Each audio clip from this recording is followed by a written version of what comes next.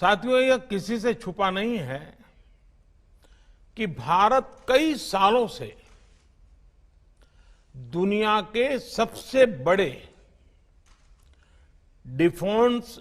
Defence importers में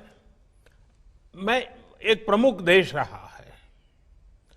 जब भारत आजाद हुआ था, उस समय रक्षा उत्पादन के लिए भारत में बहुत सामर्थ्य था। उस समय भारत में 100 साल से अधिक समय से स्थापित रक्षा उत्पादन का इकोसिस्टम था और भारत जैसा सामर्थ्य और पोटेंशियल बहुत कम देशों के पास था। लेकिन भारत का दुर्भाग्य रहा कि दशकों तक इस विषय पर उतना ध्यान नहीं दिया गया जितना देना चाहिए था।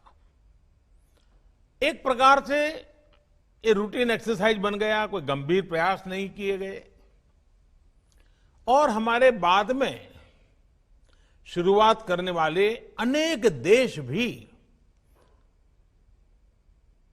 पिछले 50 साल में हमसे बहुत आगे निकल गए। लेकिन अब स्थिति बदल रही है। पिछले कुछ वर्षों में आपने अनुभव किया होगा कि हमारा प्रयास इस सेक्टर से जुड़ी सभी बेड़ियां तोड़ने का एक निरंतर प्रयास है। हमारा उद्देश्य है कि भारतीय में मैन्युफैक्चरिंग बढ़े, नई टेक्नोलॉजीज का भारत में ही विकास हो और प्राइवेट सेक्टर का इस विशेष क्षेत्र में अधिकतम विस्तार हो। और इसके लिए लाइसेंसिंग प्रक्रिया में सुधार, लेवल प्लेइंग फील्ड की तैयारी, एक्सपोर्ट की प्रक्रिया का सरलीकरण, ऑफसेट के प्रावधानों में सुधार, ऐसे अनेक कदम उठाए गए हैं। साथियों, मेरा मानना है कि इन कदमों से भी अधिक महत्वपूर्ण है रक्षा क्षेत्र में देश में एक नई मानसिकता हम सब अनुभव कर रहे हैं। एक नई मानसिकता का जन्म हुआ है। आधुनिक और आत्मनिर्भर भारत के निर्माण के लिए रक्षा क्षेत्र में आत्मविश्वास की भावना अनिवार्य है। बहुत लंबे समय से देश में चीफ ऑफ डिफेंस स्टाफ की नियुक्ति पर विचार किया जा रहा था, लेकिन निर्णय नहीं हो पा रहा था। यह निर्णय नए भारत के आत्मविश्वास का प्रतीक है। बहुत लंबे समय तक रक्षा उत्पादन में विदेशी निवेश की अनुमति नहीं थी। श्रद्धेय अटल जी की सरकार के समय यह नई पहल की शुरुआत हुई थी। हमारी सरकार आने के बाद इसमें और सुधार किए गए और अब पहली बार इस सेक्टर में 74% तक एफडीआई ऑटोमेटिक रूट से आने का रास्ता खोला जा रहा है। यह नए भारत के आत्मविश्वास का परिणाम है।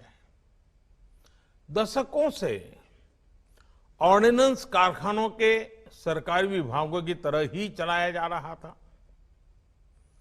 एक सीमित विजन के कारण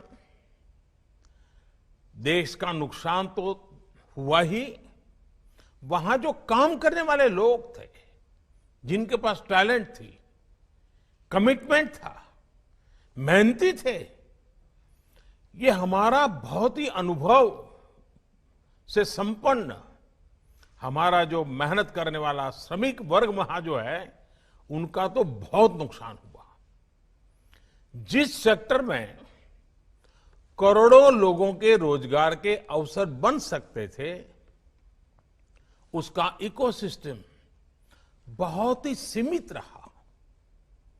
अब ऑर्डिनेंस कारखानों का कॉरपोरेटाइजेशन करने की दिशा में हम आगे बढ़ रहे हैं। इस प्रक्रिया के पूरा होने पर श्रमिकों और सेना दोनों को बल मिलेगा। यह नए भारत के आत्मविश्वास का प्रमाण है। साथियों, रक्षा उत्पादन में आत्मनिर्भरता को लेकर हमारा कमिटमेंट सिर्फ बातचीत में या फिर कागजों तक ही सीमित नहीं है। इसके कार्यान्वयन के लिए एक के बाद एक ठोस कदम उठाए गए हैं। सीडीएस के गठन के बाद सेना के तीनों अंगों में प्रोक्योरमेंट पर समन्वय बहुत बेहतर हुआ है।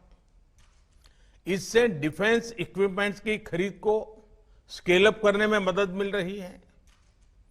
आने वाले दिनों में डोमेस्टिक इंडस्ट्री के लिए ऑर्डर्स का साइज भी बढ़ने वाला है। यह सुनिश्चित करने के लिए रक्षा मंत्रालय के कैपिटल बजट का एक हिस्सा अब भारत में बने उपकरणों के लिए अलग से रख दिया गया है।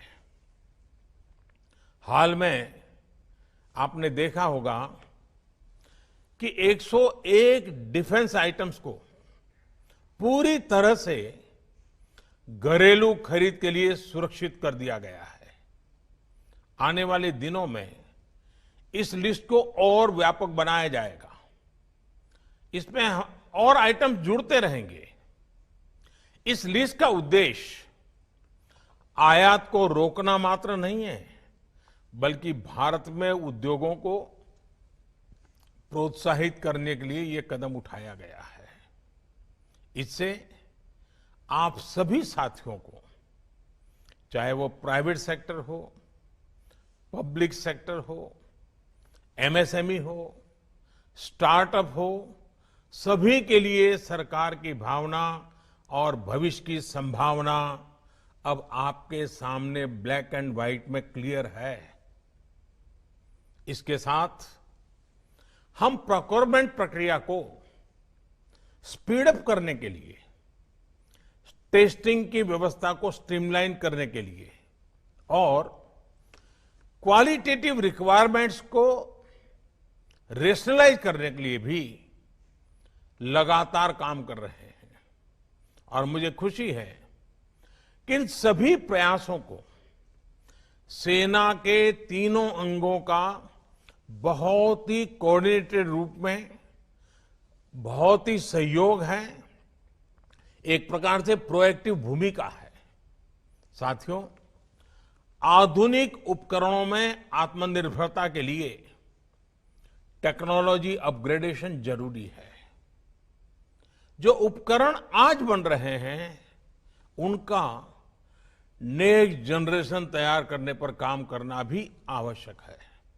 और इसके लिए डीआरडीओ के अलावा प्राइवेट सेक्टर में और एकेडमिक इंस्टीट्यूशंस में भी रिसर्च और इनोवेशन को प्रोत्साहित किया जा रहा है। टेक्नोलॉजी ट्रांसफर की सुविधा से हटकर फॉरेन पार्टनर्स के साथ जॉइंट वेंचर्स के माध्यम से को प्रोडक्शन के मॉडल पर बल दिया जा रहा है। भारत के मार्केट साइज को देखते हुए हमारे फॉरेन पार्टनर्स के लिए अब भारत में ही प्रोडक्शन करना सबसे उत्तम विकल्प है। साथियों, हमारी सरकार ने शुरू से ही रिफॉर्म, परफॉर्म एंड ट्रांसफॉर्म इस मंत्र को लेकर के हमने काम किया है। रेड टेपिज्म कम करना और रेड कारपेट बिछाना, यही हमारा प्रयास रहा है। ईज ऑफ डूइंग बिजनेस को लेकर 2014 से अब तक जो सुधार किए गए हैं, उनका परिणाम पूरे विश्व ने देखा है। Intellectual property, taxation, insolvency and bankruptcy, यहां तक कि स्पेस और एटॉमिक एनर्जी जैसे बहुत कठिन और जटिल ऐसे जो विषय माने जाते हैं, उन विषयों पर भी हमने रिफॉर्म्स करके दिखाए हैं। और आप तो अब भली भांति जानते हैं, पिछले दिनों लेबर लॉज में रिफॉर्म्स का सिलसिला भी लगातार जो शुरू हुआ है, चल रहा है। कुछ साल पहले तक इस प्रकार के विषयों पर सोचा भी नहीं जाता था, और आज ये रिफॉर्म्स जमीन पर उतर चुके हैं। रिफॉर्म्स का यह सिलसिला थमने वाला नहीं है। हम आगे बढ़ते ही जाने वाले हैं, और इसलिए न थमना भी है और न थकना भी है। न मुझे थकना है, न आपको थकना है। हमें आगे भी आगे बढ़ते रहना है, और हमारी तरफ से मैं आपको बताता हूं, यह हमारा कमिटमेंट है।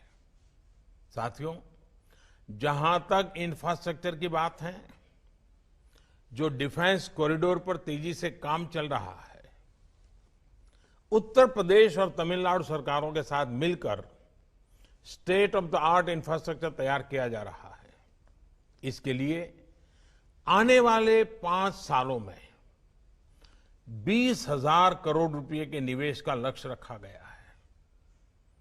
एमएसएमई और स्टार्टअप से जुड़े एंटरप्राइज लीडर्स को प्रोत्साहित करने के लिए आईडेक्स की जो पहल की गई थी, उसके भी अच्छे परिणाम मिल रहे हैं।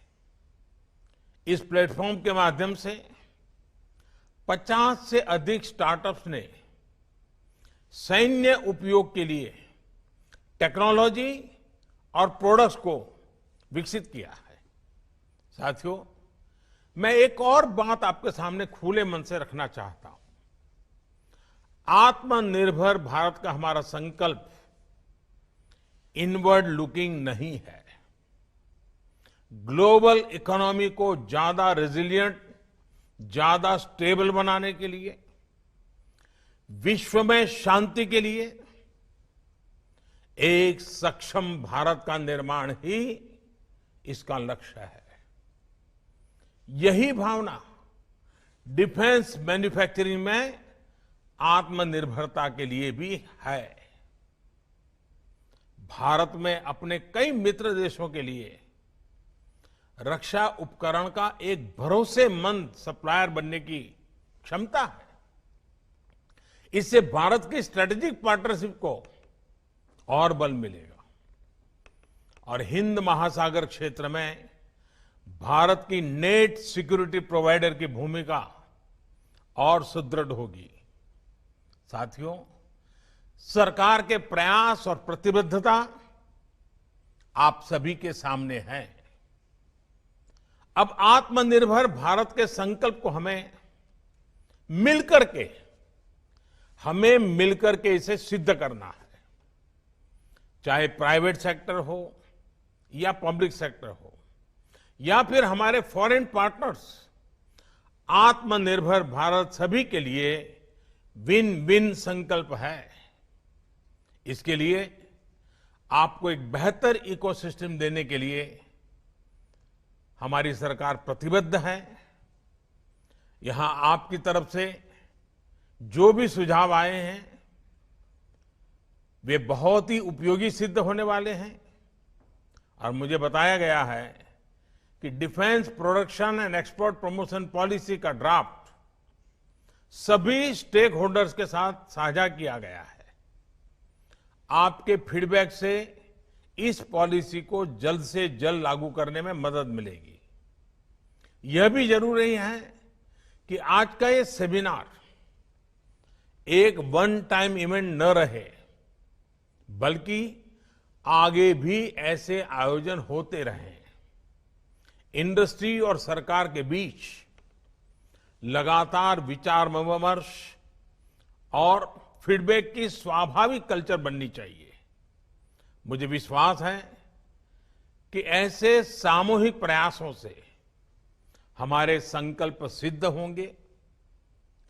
मैं फिर एक बार आप सबने समय निकाला, आत्मनिर्भर भारत बनाने के लिए आत्मविश्वास के साथ आप जुटे। मुझे विश्वास है कि आज जो संकल्प हम सब ले रहे हैं, इसको पूर्ण करने में हम सब अपनी अपनी जिम्मेवारी बहुत खूब अच्छे ढंग से निभाएंगे। मैं फिर एक बार आप सभी को बहुत बहुत शुभकामनाएं देता हूं। बहुत बहुत धन्यवाद।